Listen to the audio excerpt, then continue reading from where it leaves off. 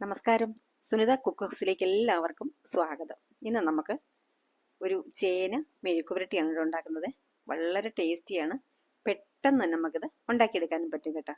അപ്പം ഓണത്തിൻ്റെ ചേനയൊക്കെ ബാക്കി ഉണ്ടാവുമല്ലോ, അപ്പോൾ നമ്മൾ ഇങ്ങനെ ചെയ്ത് നോക്കണേ. അപ്പോൾ അതിന് വേണ്ടിയിട്ട് ഒരു പാത്രം വെച്ചിട്ട് അതിലേക്ക് ചേനയാണ് കേട്ടോ ചേർത്ത് കൊടുക്കുന്നത്. ചേന ഇതുപോലെ കനം കുറച്ചിട്ട് ആണ് അരിഞ്ഞെടുത്തിട്ടുള്ളത്. ഇത് നമുക്കിനി ഇതിലോട്ട് ചേർത്ത് കൊടുത്തിട്ട്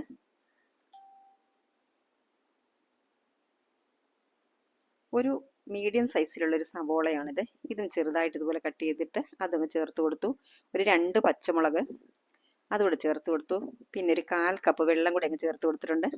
എന്നിട്ട് നമുക്കിതൊന്ന് അടച്ച് വെച്ചിട്ടൊന്ന് ഒരു 2 മിനിറ്റ് ഒന്ന് വേവിച്ചെടുക്കണം. ഒരുപാട് വേവിക്കരുത്, കുഴഞ്ഞു പോകും.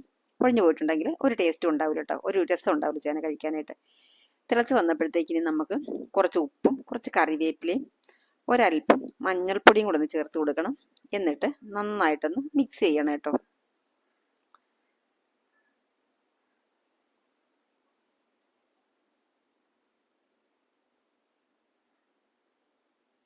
ഒരു 1/4 ടീസ്പൂൺ ഉണ്ട് മഞ്ഞൾപ്പൊടി.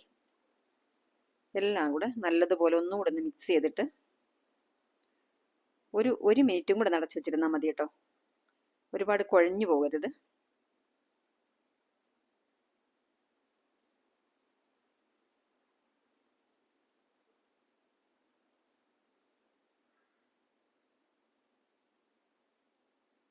ഇനി 1 മിനിറ്റ് കഴിഞ്ഞപ്പോൾ തുറന്നു നോക്കാം നമുക്ക്. എന്നിട്ട് ഒന്ന് ഇളക്കി നോക്കുന്നുണ്ട്. അപ്പോൾ ചേന ഇവിടെ വെന്തിട്ടുണ്ട്. ഇതിൽ കൂടുതൽ വേകാൻ പാടില്ല കേട്ടോ. ഇനി നമ്മളിത് കടുക് വറുത്തിട്ട് വെളിച്ചെണ്ണയിൽ കടുക് വറുത്തിട്ട് നല്ലതുപോലെ ഒന്ന് ഫ്രൈ ആക്കി എടുക്കും. അപ്പോൾ പിന്നെ അങ്ങനെ വെന്തോളും കേട്ടോ അത്. അപ്പോൾ ഇനി അടുത്തായിട്ട് ഒരു പാൻ വെച്ചിട്ട് അതിലേക്ക് വെളിച്ചെണ്ണ ചേർത്ത് കൊടുത്തു. അപ്പോൾ നോൺ സ്റ്റിക്കിൻ്റെ പാൻ വെച്ച് കൊടുക്കുകയാണെങ്കിൽ നല്ലതായിരിക്കും കേട്ടോ. കാരണം ഇത് അടുക്കി പിടിക്കാനുള്ള സാധ്യതയുണ്ട് ചേന ആയതുകൊണ്ട് തന്നെ. അപ്പോൾ പറ്റുന്നുണ്ടെങ്കിൽ നോൺ സ്റ്റിക്കിൻ്റെ തന്നെ പാൻ വെച്ച് കൊടുക്കണം. എന്നിട്ട് അതിലേക്ക് ഒരു 1.5 ടേബിൾ സ്പൂണോളം വെളിച്ചെണ്ണ ചേർത്ത് കൊടുത്തിട്ട് കുറച്ച് കടുക് ചേർത്ത് കൊടുത്തു. ഇനി വറ്റൽമുളകും കറിവേപ്പിലും ചേർത്ത് കൊടുത്തു. എല്ലാം കൂടെ ഒന്ന് മിക്സ് ചെയ്ത് കൊടുത്തിട്ട് ഇനി നമ്മൾ ചേർക്കുന്നത് കുറച്ച് ഒരു 8-10 അല്ലി ഉണ്ടായിരുന്നു ചെറിയ ഉള്ളി, അതും ഒരു 2 അല്ലി വെളുത്തുള്ളി. ഇത്രയൊന്ന് ചതച്ചെടുത്താണ് കേട്ടോ. ഒരുപാട് ചതഞ്ഞ് പോകരുത്, അതും ഒന്ന് ക്രഷ് ചെയ്തിങ്ങെടുത്താൽ മതി. എന്നിട്ട് അത് ഇതിലേക്ക് ചേർത്തിട്ട് നല്ലതുപോലെ ഒന്ന് മിക്സ് ചെയ്തെടുക്കുകയാണ്. ഇത് നല്ലതായിട്ട് ഫ്രൈ ആയി വരണം. അപ്പോൾ ഇതിവിടെ ഫ്രൈ ആയിട്ടുണ്ട്. ഇതിലേക്ക് ഇനി ഒരല്പം കറിവേപ്പിലൂടെ ചേർത്ത് കൊടുക്കാം. കറിവേപ്പില വേണമെങ്കിൽ ചേർത്താൽ മതി കേട്ടോ. ഞാൻ ഒരുപാട് കറിവേപ്പില ചേർക്കും. എന്നിട്ടിനി നമ്മൾ വേവിച്ച് വെച്ച ചേനയുണ്ട്, ഒരു സ്വല്പം വെള്ളത്തിൻ്റെ ഒരു അംശമുണ്ട്, അതോടുകൂടി തന്നെ ചേർത്ത് കൊടുക്കണം.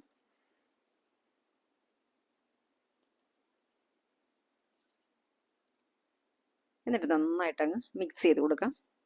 ഇത്രയേ ഉള്ളൂ കേട്ടോ. നമ്മുടെ ചേന ഇവിടെ മെഴുക്ക് പുരട്ടി ഇതുപോലെ ഒന്ന് കുറച്ച് സമയം ഒന്ന് കിടന്നൊന്ന് ഫ്രൈ ആയി വരണം. അപ്പം നല്ല സൂപ്പർ ടേസ്റ്റ് ആയിരിക്കും കേട്ടോ. നല്ല അടിപൊളി രുചിയാണ്. ഇത് നമുക്ക് ചോറിൻ്റെ കൂടെ കഞ്ഞിയുടെ കൂടെ നമുക്ക് 4 മണി സമയത്ത് കട്ടൻ ചായയുടെ കൂടെ കഴിക്കാനാണ് എനിക്ക് ഏറ്റവും ഇഷ്ടം കേട്ടോ ഇതിങ്ങനെ. അപ്പം എന്തായാലും കുറച്ച് സമയം ഇങ്ങനെ ഇടന്ന് ഫ്രൈ ആയി വന്നാൽ മതി. ബാക്കിയെല്ലാം തീർന്നിരിക്കുകയാണ് കേട്ടോ. അപ്പോൾ നമ്മുടെ ചാനൽ സബ്സ്ക്രൈബ് ചെയ്ത് സപ്പോർട്ട് ചെയ്യാനായിട്ട് മറന്നു പോകരുതേ.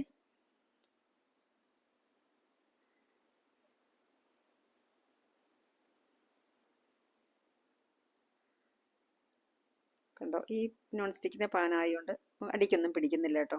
നല്ല രീതിയിൽ നമുക്ക് ഇളക്കി ഒന്ന് ചെറിയ രീതിയിൽ ഒന്ന് മൊരിയിച്ചെടുക്കാൻ പറ്റും കേട്ടോ.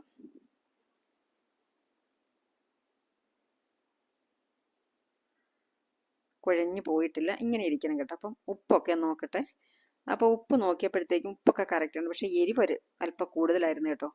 അപ്പം നമുക്ക് ഈ സമയം ഒരു സ്വല്പം കുരുമുളക് പൊടി ചേർത്ത് കൊടുക്കുന്നത് നല്ലതാണ്. പക്ഷേ എനിക്ക് എരിവ് നന്നായിട്ടുണ്ടായിരുന്നത് കൊണ്ട് ഞാനത് ചേർത്തില്ല കേട്ടോ. അപ്പോൾ ഇന്നത്തെ വീഡിയോ ഇവിടെ പൂർണ്ണമായി. അടുത്ത വീഡിയോയുമായി വരാം. Thank you.